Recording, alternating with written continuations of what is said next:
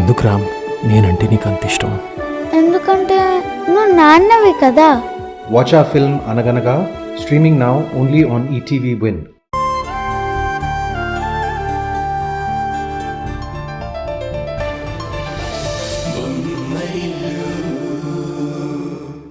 మీకు కవిత చెప్తాను వినండి. చెప్పండి. ఇది నేను కనే కళ, మీది మనసు కాదు అది శిల, కప్పేస్తోంది వలపుల వల, కమ్మేస్తోంది తలపుల అలా, రాద్దామా ఇద్దరం ఓ పిల్ల నవల, నన్ను చావగొట్టకు నువ్వలా. రాస కోసం రాకులాట అంటారు దీన్ని. ఏంటి అలిగావా? మరి అలగరా? చూడు, మనకి పిల్లలు కావాలి, కానీ ఇప్పుడే కాదు. నేను ఒక మంచి ఉద్యోగం చూసుకోవాలి, ఒక మంచి ఇల్లు కొనుక్కోవాలి, కార్ కూడా ఉండాలి. అప్పుడు కలలు కాదు, కవల పిల్లలనే గంధం. ఇప్పుడు మాత్రం అలాంటి ప్రోగ్రామ్స్ ఏమీ పెట్టుకోకు.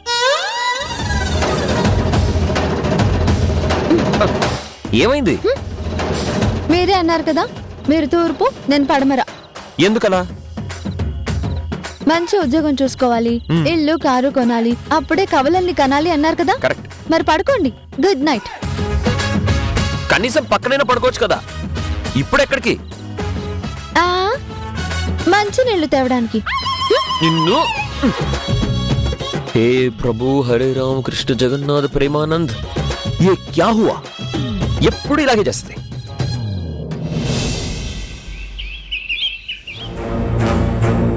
ఎక్కడున్నా సరే గాలించి పట్టుకోండి. ఆ స్టూపిడ్ ని వదిలిపెట్టే ప్రసక్తే లేదు. ఓకే. Good morning sir.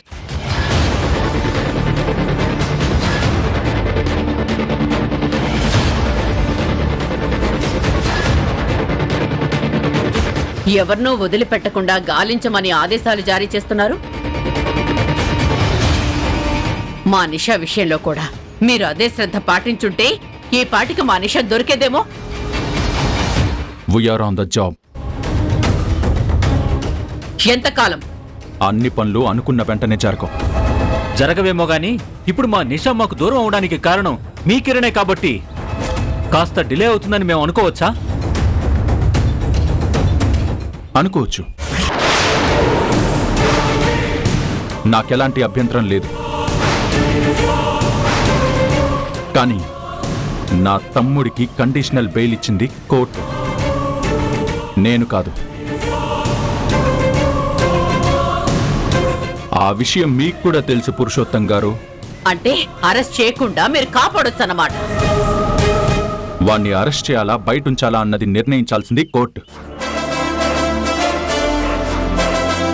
అలా ప్రతిసారి ఏదో ఒక సాకు చెప్తూ మీరు డిలే చేస్తే ఎలా బేర్ చేయగలం? చూడండి ఏసీపీ తరుణ్ గారు, అక్కడ కనిపించకుండా పోయింది మా ఒక్కగానొక్క కూతురు. మా బాధ మీకు అర్థం కావట్లేదా? స్వర్ణ గారు, తప్పి వెళ్ళిపోయిన వాళ్ళని వెతికి పట్టుకోవచ్చు, కానీ తప్పించుకుని తిరిగే వాళ్ళని పట్టుకోవడం కష్టం.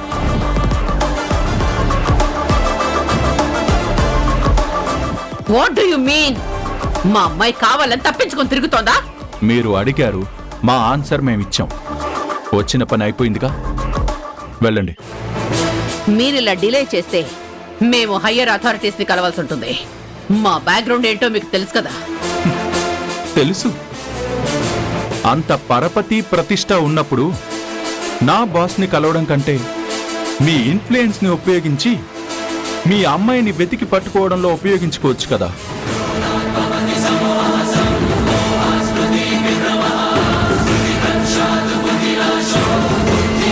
సో మీ ఇన్వెస్టిగేషన్ ఇలా సాగదీసుకుంటూ పోతామంటారు? లేదు, ప్రస్తుతానికి డిస్కషన్ అయిపోయింది కాబట్టి మీరు వెళ్ళిపోతే బెటర్ అని ఫీల్ అవుతాను. Thank you. వెల్కమ్.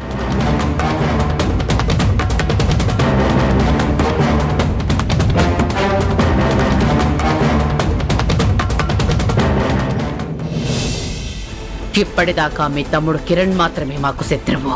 కానీ అదే పనిగా మమ్మల్ని ఇన్సల్ట్ చేస్తున్న నువ్వు కూడా ఇప్పుడు ఆ లిస్ట్ లో చేరిపోయావు మిస్టర్ తరుణ్. నీ సంగతి కూడా చూస్తాను. నిన్ను వదిలిపెట్టాను.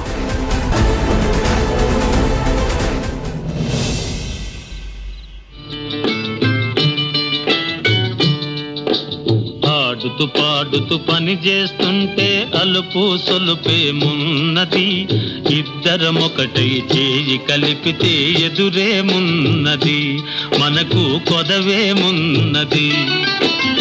ఆడుతూ పాడుతూ పని చేస్తుంటే అలుపు సొలుపేమున్నది, ఇద్దరం ఒకటై చేయి కలిపితే ఎదురేమున్నది, మనకు కొదవే. ఉషా ఉషా ఉషా ఏయ్, ఏమండి? అయ్యో, ఏమైందండి? ఏమండి? అయ్యో,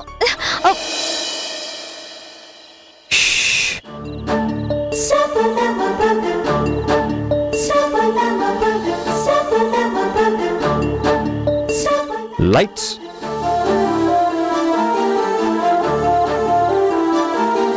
ఏదో ఏదో పరిమళాలు పలకరించెనా,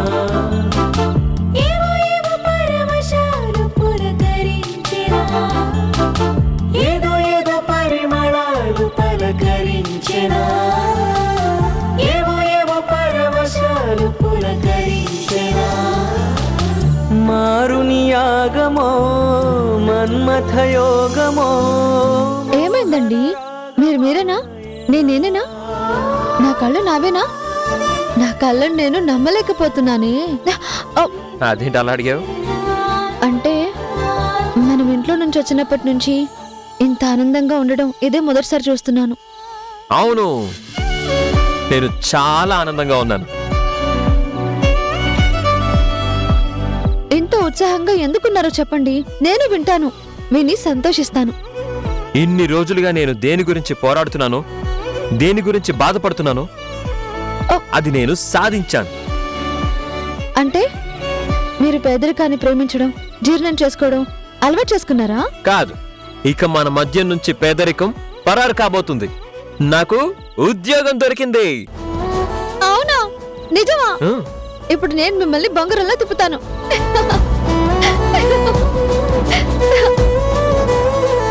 ఓ, ఎంత శుభవార్త చెప్పారండి. ఇంతకీ ఏం జాబ్ అది? నా ప్రొఫెషన్ కి తగ్గ ఉద్యోగం. అంటే నాకు నచ్చేది, అదే ఏంటి? నీకు నచ్చేది, అబ్బా, ఇద్దరికి నచ్చేదే. ఏంటది? మంచి జీతం వచ్చేది. మహాప్రభు, ఆ జాబ్ కో పేరు లేదా? సాంగ్వేర్ ఉద్యోగం. ఏంటి? సాంగ్వేర్ ఎంప్లాయా? యా, అదేంటి సాఫ్ట్వేర్ ఎంప్లాయ్ లాగా? పాటలు పాడే ఉద్యోగం. కానీ ఎక్కడ, ఎందుకు, ఏంటి ఇలా ఏమీ నన్ను అడగకూడదు. పోనీలేండి, మన కష్టాలు తీరినట్టే. ఇక నుంచి ఆర్థికంగా మనకి ఏ ఇబ్బంది ఉండదు. నువ్వు నా జీవితంలో అడుగు పెట్టినప్పటి నుంచి, మా ఇంట్లో ఉన్నప్పుడు గాని, ఇంట్లో నుంచి బయటకు వచ్చినప్పుడు గాని, అంతెందుకు ఈ క్షణం వరకు ఏ రోజు నిన్ను నేను సరిగ్గా చూసుకోలేదు. కానీ భర్తగా నా భార్యని సంతోషంగా చూసుకోలేకపోతున్నానని నాలో నేను నలిగిపోయాను.